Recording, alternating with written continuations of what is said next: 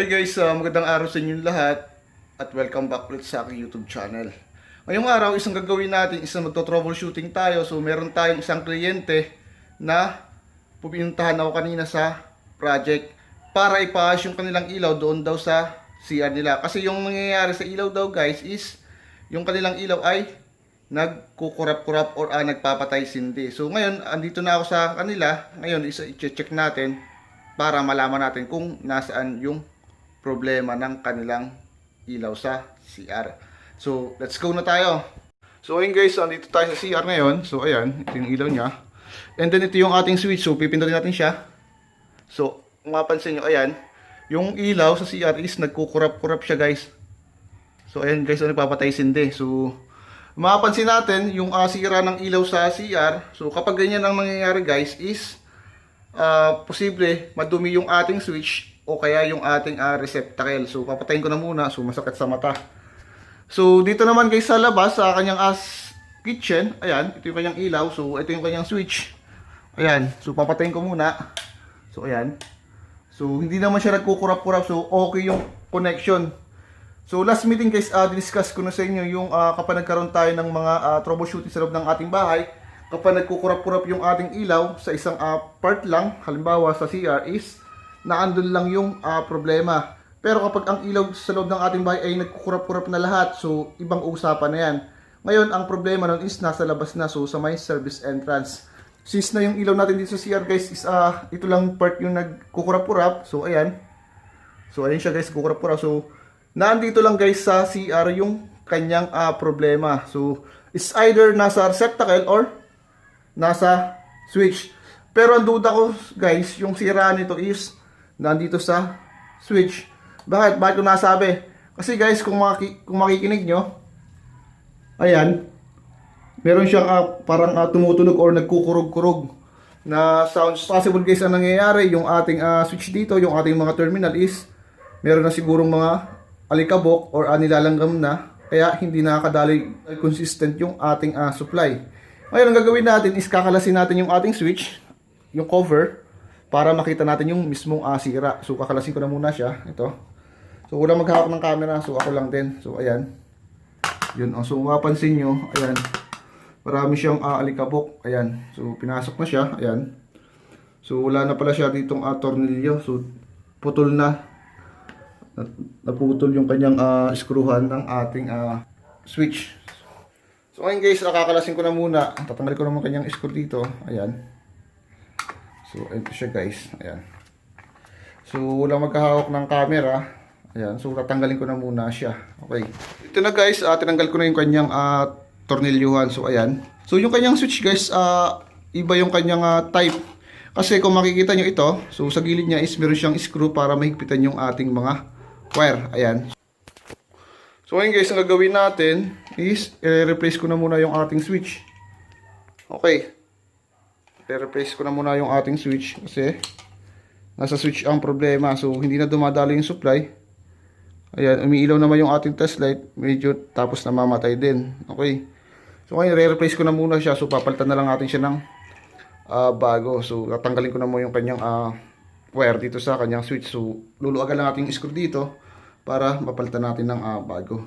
Okay. So ngayon guys, natanggal ko na yung ating switch. Ngayon, ito yung kanyang linya. So, ang gagawin ko guys is pag-shorting ko nila, pag-didikitin ko para malaman natin kung iilaw yung ating ilaw sa loob ng ating CR. So, ayan. So, ayun guys, umiilaw siya. So, ayan. Ayan. So, ibig sabihin guys, ang problema natin is yung nandun sa switch.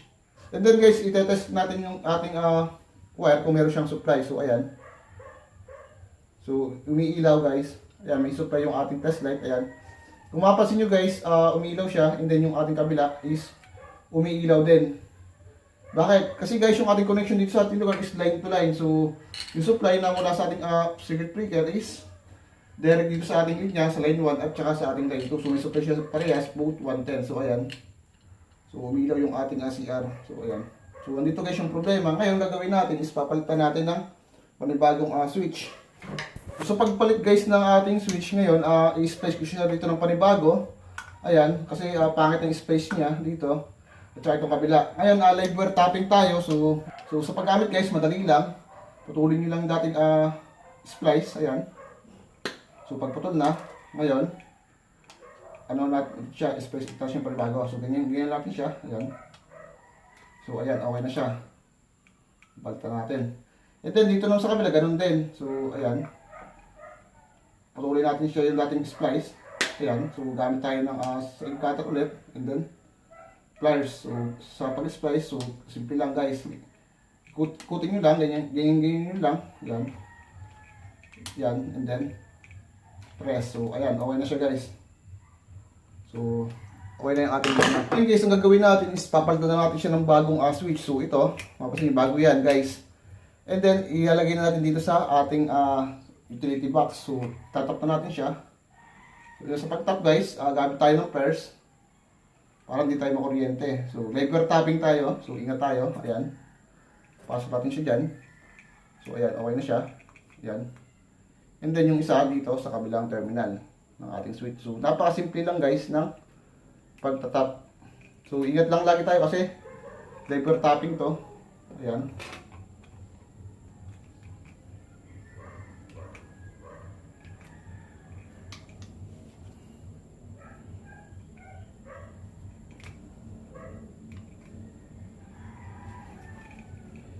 Ayan siya guys. So, ayan, pasok natin dito. So, ayan. So, ayan. So, ayan. Okay na guys.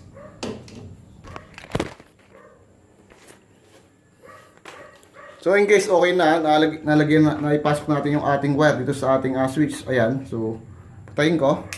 So, kung mapapansin nyo guys, yung ating switch is meron siyang LED. So, umiilaw siya sa gabi para mas mabilis natin siyang makita. Or meron siyang indicator na LED. So, ito guys yung ating CR. So, bubuhay ko na. So, ayan. Ngayon, makikita nyo is hindi na siya nagkukurap-kurap. So, ang naging problema natin guys, yung sa ating switch. So, yung nangyari sa switch natin is pinasok na siya ng mga dumi or yung mga alikabok sa loob. So, lilinisin na natin to. So, ayan. So, napakadumi na siya guys. Ayan. Okay na siya. Ayan. And then guys, ang gawin natin is fix na natin sa loob yung ating switch. So, ayan. So, ayan. I-fix ko na muna siya. So, ayan guys, okay na siya. So, nalagyan ko na siya ng screw and then lagyan natin siya ng cover. So, ayan siya guys. So, patayin natin. So, buhayin natin. So, okay na siya guys. Ayan.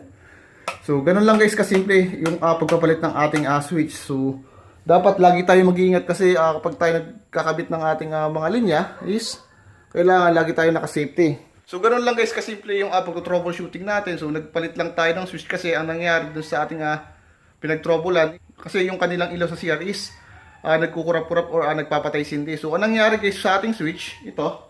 So, pinalitan natin. So, ito yung ating switch na.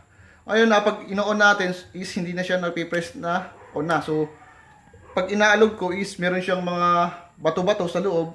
So, ibig sabihin, yung supply ng kuryente is hindi na nagiging consistent. Dumadali rito. Gawa ng pinasok na siya ng mga alikabok or langgam sa loob ng ating switch. So, ang ginawa ko lang kanina guys is nireplace ko lang. So, pinalitan natin ng bago. So, ngayon, magtatanong kayo kung bakit sa switch yung problema. Ngayon guys, is na-analyze ko na sa switch yung problema. Kasi, una pala, pag on natin, yung kanyang switch is hindi natin siya ma-press ng on.